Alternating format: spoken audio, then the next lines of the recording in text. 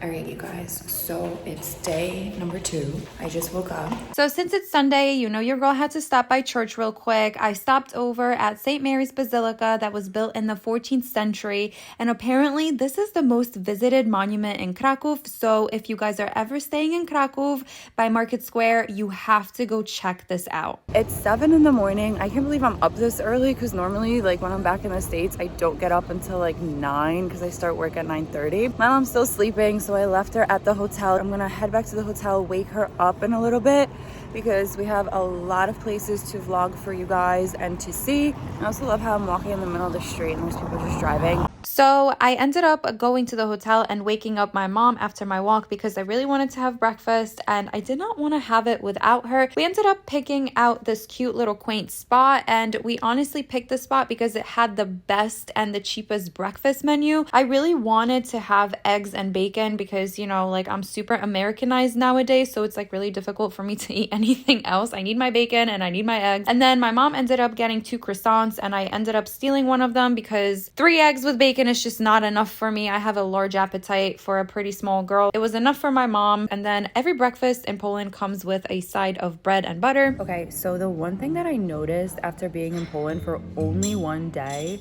is that when you go to eat, you don't get free water here. Like you have to literally pay for water, whereas in America that's like the standard thing. Like you sit down, they give you water, whether it's tap water, bottled water. In Poland you have to pay for water. So this is like 300 milliliters. I actually don't know how much this is, but yeah, you have to pay for water. There is no free water in Poland. Crazy. We're going to get a donut now because the breakfast was not enough. The portions in Poland are small.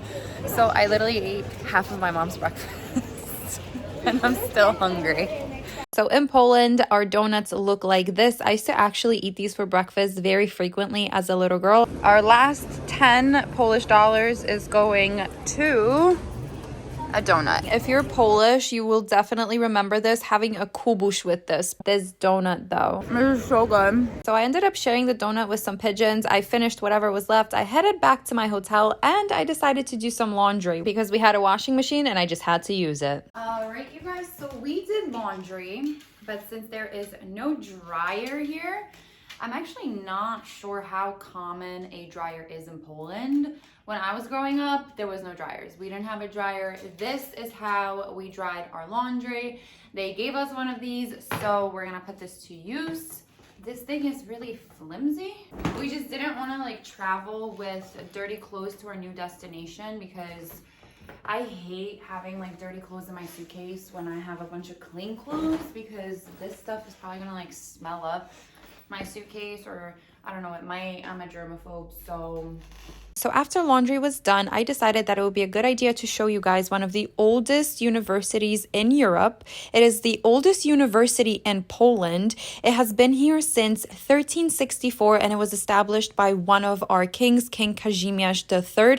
This is literally like Harvard, if not better. So in Poland, we call this Uniwersytet Jagielloński, and in American, I guess it's called Jagiellonian University. And some of our famous alumni that went here are Nicholas Copernicus and of course Pope John Paul II. This university is super hard to get into, and this was my dream school when I was a teenager. I actually wanted to come back to Poland in hopes of attending this university, although looking back now I don't think I would have gotten in, but this was a dream because my grandma was still alive, so I really wanted to be close to my grandma, but she ended up passing before I actually ended up going to college, so I ended up studying at a university in the States. If you want to study abroad and you want to come to Krakow, seriously, you should just do it. So after the university, me and my mom decided to check out this little shopping spot that we found the day before, but we were just too tired to go. So I thought this was really cool because of the architecture inside. It looks like there was an old building here and they kind of built into the old building, like keeping the brick wall and everything. So I thought that was pretty cool. And they had stores like All Saints here. And then they had this one store that carried designer stuff. There is no like Chanel, Gucci, Prada stores in Krakow. You actually have to go to Warszawa for that. Those items are available at this mall, but keep in mind that they are sold by a second party. So before I go to show you the castle, I actually have to go and get some money. We went to a Polish currency exchange place. We call this a kantor in Poland. Keep in mind, if you're going to exchange money, try to do it not on the market square because they are going to rip you off. Try to find like a place, maybe a bank or somewhere that is not like very touristy. So we have 406 polskie złote in our pocket. Let's go see the Wawel, which is one of the oldest castles in Poland. So this is pretty cool that we could still see some Latin writing. Latin was actually one of the most commonly used languages in Poland. My grandma used to speak it fluently. Anyways, let's just go see the castle. This castle holds so much history, you guys, and it is the only castle in Poland that has not been touched during the World War II when they were bombing and destroying our country. So during World War II, the Wawel was occupied by Governor General Hans Frank, who was later declared as a war criminal, and he was part of the Nazi party. So Nazi Germany actually occupied Krakow for most of the war that took place in Poland. That's why nothing got damaged as opposed to cities like Warszawa or Lublin, where their castles and old towns were destroyed. I'm really happy a piece of our Polish history still stands here today with us, and the Wawel is spectacular inside as well, but that would have to be a separate video because it would be very, very long. Many kings resided here and had their staff live in the side buildings. There was the maids, the whores, the cleaning staff, the king's right hand, and the family. Everyone important was living within the castle's walls. Okay, so some fun facts about the Wawel is that the oldest stone buildings can be traced all the way back to the year 970 AD. Like, are you kidding me? That is so old. It was also rebuilt in 1142 and 1364, and it was also renovated to have this Gothic style in 1712. So I actually really wanted to Google this. When was the first Polish king established? And it was in the year 1025.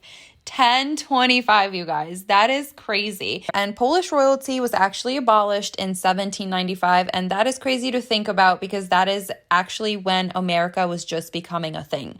And Poland was already like thousands of years old. One of these days, I promise you, I will learn the history of my whole country so I can go back and vlog my whole entire country for you guys. But in order for me to make travel vlogs, I really need to make this channel grow. So if you are liking this content, make sure you guys subscribe to my channel, give this video a thumbs up if you like the video, of course, and make sure to turn your post notification bell button on so you never miss any videos from me. All I can say is that I'm super jealous of anybody that got to experience living here within the castle's walls. I mean, this is an absolute like dream that probably will never happen. Like, let's be realistic. This is a museum now.